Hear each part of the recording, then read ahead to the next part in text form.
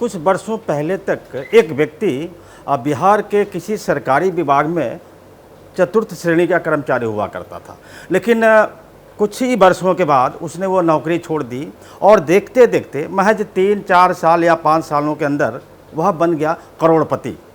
करोड़पति कैसे बना, आज यह एक चर्चा का विषय है। फिलहाल मैं उसका नाम बता दूं, उसे संजीव मुखिया लोग कहते हैं, जबकि उसका लुट्टन के नाम से भी उसे लोग जानते हैं, यानी लुट्टन उर्फ संजीव मुखिया। जैसा कि नाम है लुट्टन, और उसने काम किया लूटने का। और किसे लूटता था? पेपर को। आज नीट परीक्षा जो पेपर लीक हुआ है उसे ही मास्टर माइंड बताया जा रहा है। लेकिन संजीव मुखिया आज चर्चाओं में इसलिए भी खास है क्योंकि वह बिहार के मुख्यमंत्री नीतीश कुमार के गृह जनपद नालंदा का रहने वाला है। और सबसे बड़ी बात है कि राष्ट्रीय जनता दल के जो प्रवक्ता हैं, राज्यसभा सांसद मनोज झा, उन्होंने सीधे तौर पर आरोप लगा दिया है कि संजीव मुखिया का संबंध नीतीश कुमार से है।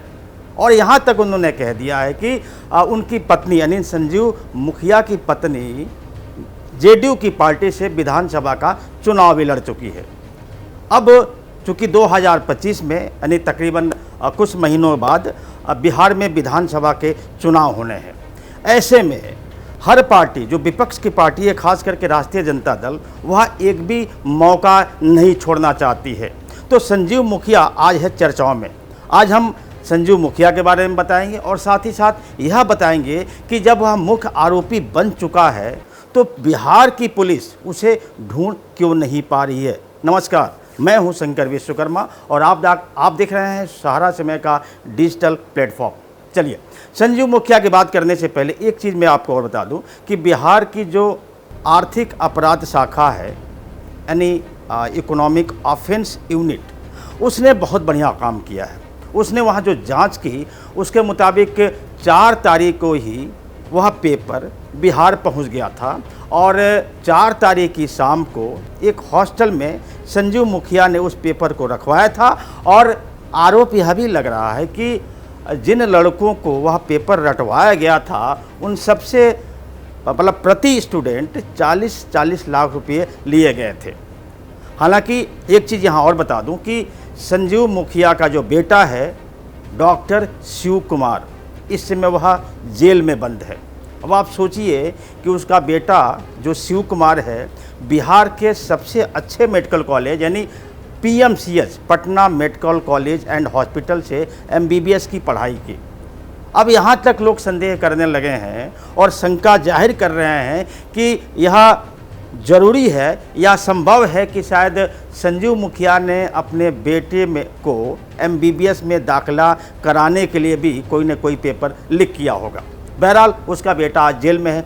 दूसरी बात यह है कि संजीव मुखिया बिहार शिक्षक जो भर्ती घोटाला हुआ था उसमें उसका नाम आया था। अब देखिए उसकी राजनीतिक रसूख कितनी है कि जेल जाने से पहले ही उसे जमानत मिल गई। हालांकि वह पहले जेल जा चुका है लेकिन महज 5-7 दिन में उसे जमानत मिल जाती थी। इससे साफ पता चलता है कि उसकी राजनीतिक पहुंच कितनी मजबूत है और कहां तक है। बहरहाल अब मनोज झा ने जो आरोप लगाया है संजीव मुखिया पर, पुलिस ढूंढने गई। पुलिस संजीव मुखिया के घर भी गई, जबकि उसके एक भाई ने कह दिया कि अब संजीव मुखिया से उसके कोई संबंध नहीं है। यहाँ पर प्रश्न ये पैदा हो रहा, सवाल यह पैदा हो रहा कि जिस संजीव मुखिया का नाम मुख्य साजिशकर्ता के रूप में बताया जा रहा है यानी किंग पिन है संजीव मुखिया, उसे बिहार की पुलिस ढूंढ क्यों नहीं पा रही है।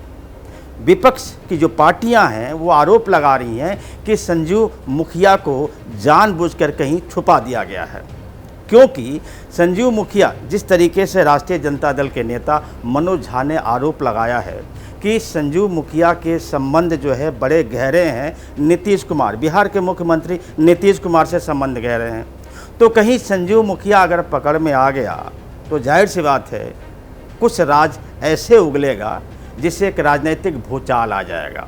और उसका असर मालूम है कहाँ पड़ेगा? 2025 में जो विधानसभा के चुनाव होने हैं उसमें सीधा असर पड़ेगा। यानी कुल मिलाकर के एक है कि संजू मुखिया अगर गिरफ्तार हो गया और उसने खुलासे कर दिए, उस आरोप अगर कुछ उसने ऐसा बता दिया जो आरोप राष्ट्रीय जनता दल के नेता लगा रहे हैं कि नीतीश कुमार से उनके संबंध है, तो सोचिए कि 2025 में जेडीयू को कितना नुकसान उठाना पड़ सकता है।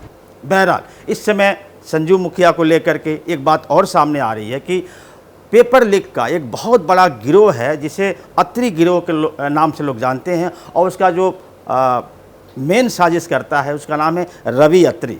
रवि अत्री इस समय मेरठ की जेल में बंद है। और बिहार शिक्षक भर्ती घोटाला हो या फिर बिहार कांस्टेबल सिपाही भर्ती घोटाला हो, सब में सीधे तौर पे संजीव मुखिया इन्वॉल्व रहा है। यानी उसके जो तार हैं वो रवि अत्री से जुड़े हैं, रवि अत्री के तार हरियाणा से जुड़े हैं, और हरियाणा के तार जुड़े हैं गुजरात से। यानी अब संजीव मुखिया अगर गिरफ्तार हो गया, जिसे पुलिस ढूंढ नहीं पा रही है, तो आप सोचिए क्या होगा। बहरहाल आज इतना ही। नमस्कार।